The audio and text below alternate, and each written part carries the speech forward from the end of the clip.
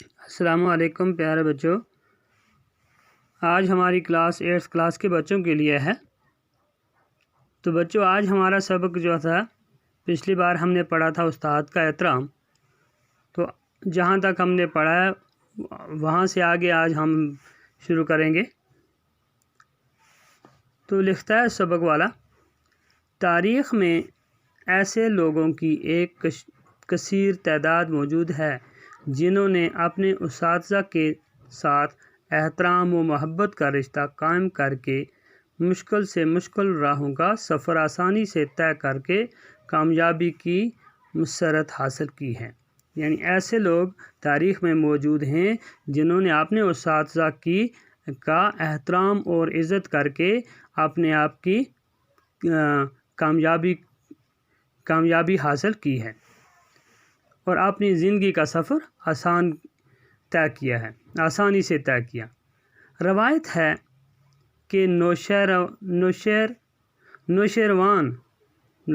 کہ نوشیروان نے ایک بار اپنے فرزند کو تعلیم و تربیت کے لیے ایک استاد کے پاس بھیجا۔ مدت گزرنے کے بعد نوشیروان کو خیال آیا کہ جا کر دیکھے تعلیم و تربیت پانے کی کیا حالت ہے۔ جب وہ وہاں پہنچے تو دیکھا کہ استاد نماز کے لیے وضو کر رہے ہیں اور ان کا بیٹا ہاتھ میں لوٹا اٹھا کر پانی ڈال رہا ہے۔ یہ دیکھ کر ان کو کافی غصہ آیا اور بیٹے کے منہ پر چپت لگا دی۔ استاد حیران ہوا کہ شاید اسے خیال ہوا ہے کہ شہزادے سے پانی ڈلوا رہا ہے۔ نوشیروان نے افسوس کا اظہار کرتے ہوئے بیٹے کو تنبیہ کی کہ استاد خود پاؤں دھو رہے ہیں اور تم پانی ڈال رہے ہو۔ تم کو شرم نہیں آتی ہے کہ کیا تم خود اس کے پاؤں نہیں دھو سکتے؟ دیکھیے استاد کی قدر کس طرح لوگ کرتے تھے کہ ایک روایت میں آیا ہے کہ نوشیروان نے اپنے فرزند کو، اپنے بیٹے کو تعلیم و تربیت کے لیے استاد کے پاس بھیجا۔ کچھ مدت گزرنے کے بعد وہ دیکھنے کے لیے گیا کہ کیا بیٹا تعلیم حاصل کر رہا ہے،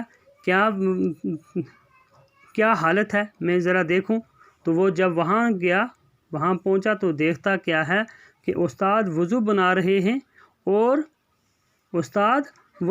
رہے ہیں اور بیٹا ہاتھ میں لوٹا اٹھا کر ان کو پانی ڈال رہا ہے۔ یہ دیکھ کر اس شخص کو کتنا غصہ آیا کہ اس نے اپنے بیٹے کے منہ پر تماچا مارا۔ چپت کسے کہتے ہیں؟ تماچا کو۔ استاد حیران ہو گیا۔ استاد کو اپنے دل میں ڈر پیدا ہوا، حیرانی ہوئی، کیا ہو سکتا ہے اس کے دل میں یہ خیال آیا ہو کہ استاد اس سے پانی ڈلوا رہا ہے، وضو کروا رہا ہے۔ لیکن وہ بات نہیں تھی۔ نوشیروان نے کیا کیا؟ اس نے اس لیے اس کو چپت ماری، اس لیے اس کے منہ پہ تماچا مارا کہ استاد کی قدر کرتے ہوئے اس نے اس لیے اس کو تماچا مارا کہ استاد خود اپنے پاؤں دھو رہا ہے، تو اس کے پاؤں نہیں دھو سکتا؟ یعنی اپنے ہاتھ سے اس کے پاؤں کو مل کر دھویا کر۔ تم کو شرم نہیں آتی؟ تم پانی ڈال رہا ہے اور استاد اپنے ہاتھ سے خود اپنے پاؤں دھو رہا ہے۔ بلکہ اس کا مقصد یہ تھا کہ بچہ خود استاد کے پاؤں کو ہاتھ سے خود دھوئے، یہ اس کی قدر تھی۔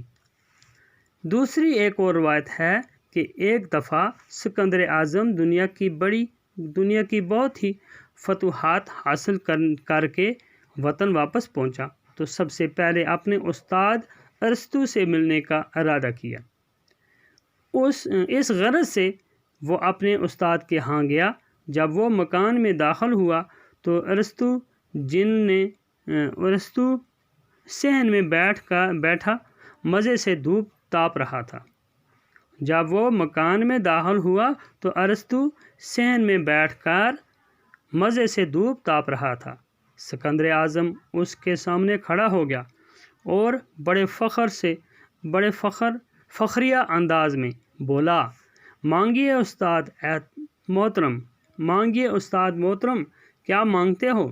میں اب دنیا کی ہر چیز آپ کے قدموں میں لا کر رکھ دوں گا۔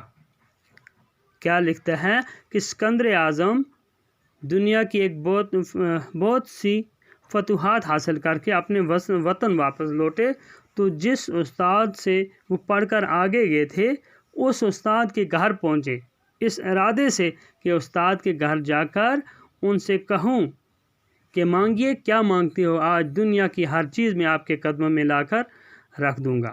استاد کون تھے؟ ارسطو ان کے استاد تھے۔ تو آگے کیا ہوتا ہے دیکھیے،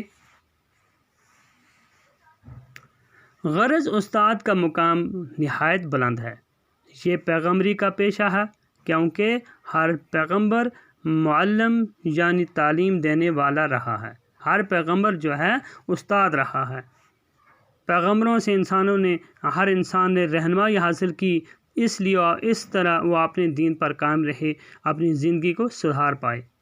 ہم سب کو چاہیے کہ ہم اپنے اساتذہ کے احترام اور عزت کا ہر وقت اور ہر آن خیال رکھیں، اور بھولے سے بھی کبھی کوئی گستاخی